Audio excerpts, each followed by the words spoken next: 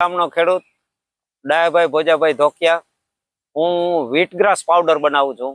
વ્હીટગ્રાસ powder છે ને તેને શું થાય કે જ્યારે આપણે કોપરેલ તેલ છે એ જામતું થાય એ પછી ઘઉં વાવવાની સિઝન હોય એ ખેતીવાડી ખાતાનો એવો નિયમ છે પહેલેથી।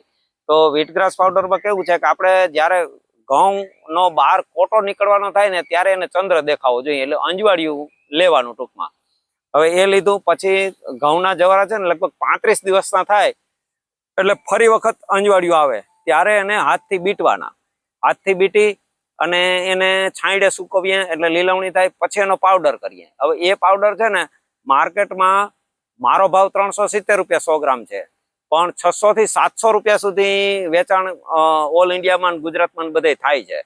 હવે એ પાવડરનો ફાયદો શું? એ પાવડરનો ફાયદો એવો છે કે સેકન્ડ સ્ટેજનું કેન્સર, થાઇરોઇડ, થેલેસમિયા અને B12 આટલામાં એ સીધો ફાયદો કરે છે એમ। અને બીજું કોઈ પણ જાતની તમારી બીજી દવા ચાલતી હોય મેડિસિન, તો આ પાવડર સાથે લેવાથી છે ને એ પેલાની ઇફેક્ટ થતી નથી। આડઅસર જે આપણી મેડિસિનની થતી હોય એ આ જવારાનો પાવડર થવા દેતો નથી। પછી આપણે જે માનો કે પ્રેગ્નન્સીમાં પેલી ટોનિકની ગોળી લખી આપે ડોક્ટર, તેમાં ફોલિક એસિડ હોય, તો આમાં ફોલિક એસિડ લગભગ 1175 mg જેવો હોય, પેલામાં 170 કે 160 ની આસપાસ હોય। એ તો એ કામ કરે। બીજું ઓબેસિટીમાં કામ કરે કે તમારું સ્થૂળતા હોય, શરીર સ્થૂળતા, તો એને કંટ્રોલ કરે, અને જો વીક બોડી હોય તો એને થોડી ડેવલપ કરે એમ, અપ કરે। એટલે જવારાન પાવડરનો ખૂબ ફાયદો છે અને એનું મૂલ્યવર્ધન ખેડૂતને પણ બહુ ખૂબ સારું થાય એમ। કે મારે આજે સમજી લો કે 1 ક્યારો બનાવું તો 10 કિલો પાવડર થાય એટલે 37,000 રૂપિયા થાય, સીધા 370 લેખે।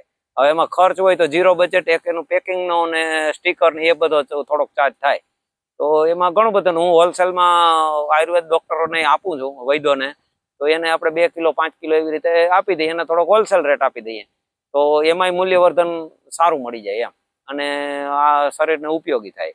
અને ખેડૂત તરીકે આપણે એક જવાબદારી એવી બને કે આપણે અસ્તિત્વ, આરોગ્ય, અર્થતંત્ર અને આહાર એની આપણી સીધી જવાબદારી ખેડૂતની હોય। તો એટલે જ કદાચ આપણને જગતના તાતનું બિરુદ મળ્યું હોય, મને મારી દ્રષ્ટિએ એવું મને લાગે એમ। અને આ જવારાનો પાવડર છે ને એમ બિલકુલ પ્રાકૃતિક તરીકે જ, એમાં કોઈ પણ જાતનું એને કઈ જોતું જ નથી।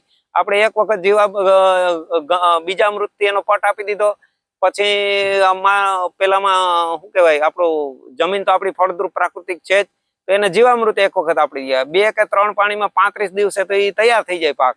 અને ટોટલ આપણા હાથમાં આવતા એને લગભગ સમજો ને કે 2-2.5 મહિના લાગે, આપણે સુકવીએ પાવડર બનાવીએ તો એ 2-2.5 મહિનાનો પાક છે। ટોટલ પ્રાકૃતિક રીતે થાય, એમાં કોઈ પણ જાતનું એડિટિવ, નો કલર, નો ફ્લેવર, જેન્યુઅન વસ્તુ જ આવે એમ।